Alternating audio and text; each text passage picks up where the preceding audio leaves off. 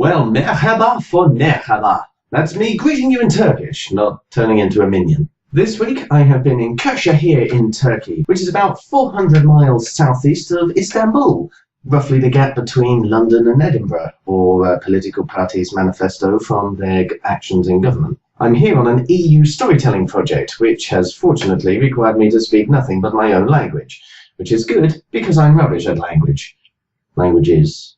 See, I barely know English. Still, I thought I'd have a go at seeing what gratitudes our neighbours at the tip of the continent have been counting.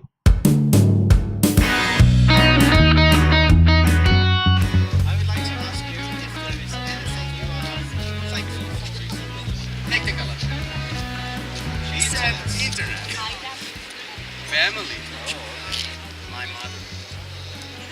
My brother. So family. Internet. What do you use the internet for most?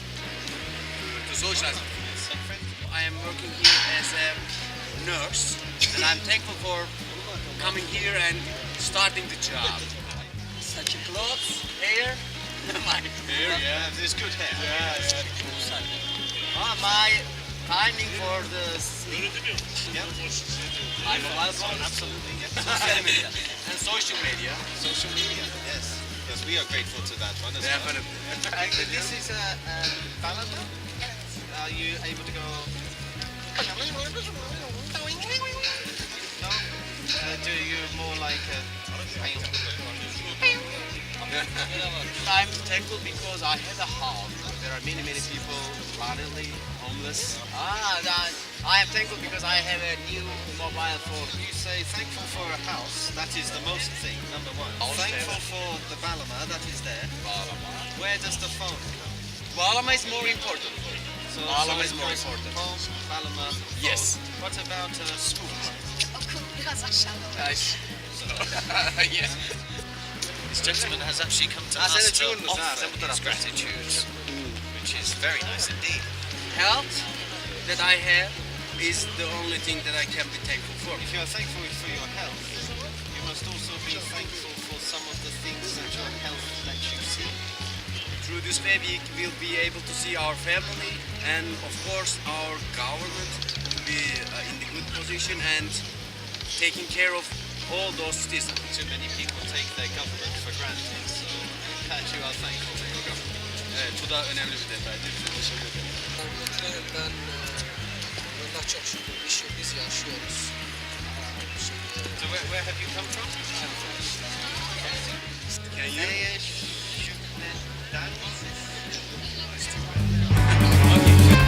The Graticast, Episode 28. What happened about the girl?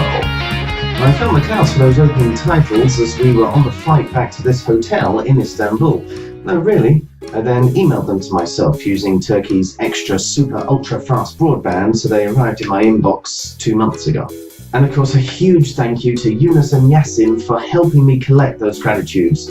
Really couldn't have done it without you guys, so teşekkürler, which of course is Turkish for thank you, although when I said it to a Turkish chef he did go and get me a Diet Coke. Anyway, since I've been here in Turkey, a few people have asked me, so what happened between you and that girl? For those of you who don't know, last year I flew across Europe and met up with a girl. We had a coffee and we had a good long chat, and I flew back home happy to have a new Skype buddy. Our friendship grew as we Skyped on all the nights when my geographically closer friends were busy. But even if she didn't live nearly 2,500 miles away, I doubt it would have come to anything more than that. For a start, she doesn't share my passion for gratitude. And second, well, she's a smoker. Not that I have anything against smokers, mind. My dad's a smoker and it keeps him happy. I'm cool with that, it's his decision.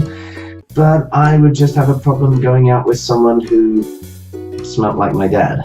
Besides, understandably, she wanted a relationship with someone a little bit nearer to her, and as it turned out, I fell in love with one of my best friends, and even spontaneously decided to fly over to Cyprus to have a New Year's kiss. Still, upon my return to Turkey, I messaged my Skype buddy to see if she wanted to catch up, to which I got the reply, "I have a boyfriend now, He doesn't understand we are only friends and doesn't want me to see you. I want to be true to him, so please stop contacting me. So a good friendship ended. Just like that. I'd like to think this is a clash of cultures thing, but evidence from the world around me suggests otherwise.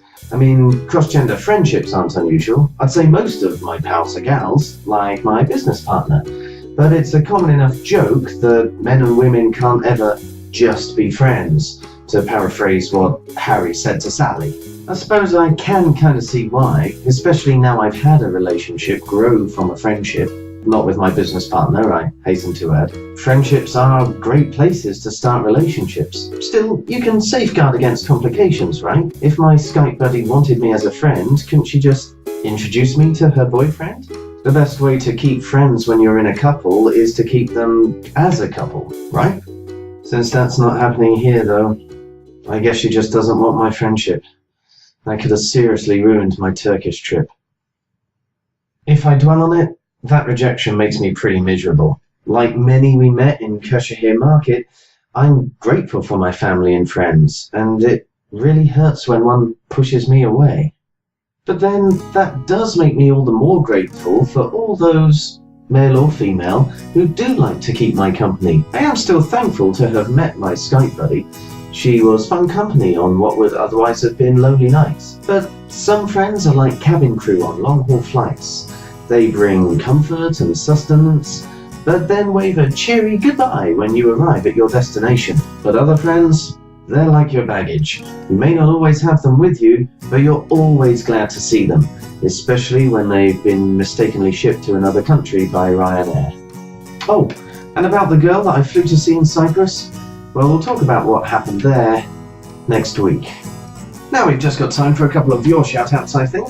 Here's a surprisingly apt one from Kate in Sheffield, who was grateful for finding a box of Turkish delights left over from Christmas, and also the fun of watching grumpy old men. Thanks for the film recommendation, Kate. Claire in Suffolk thanked Joe in Suffolk for leading a fun run in Suffolk, and Joe in Suffolk then thanked Claire in Suffolk for thanking Joe in Suffolk. I love you, Graticasters. And Emma, in Suffolk would you believe, thanked her boss and father, Vivian, yes, in Suffolk, for letting her leave early from her job in in Norfolk.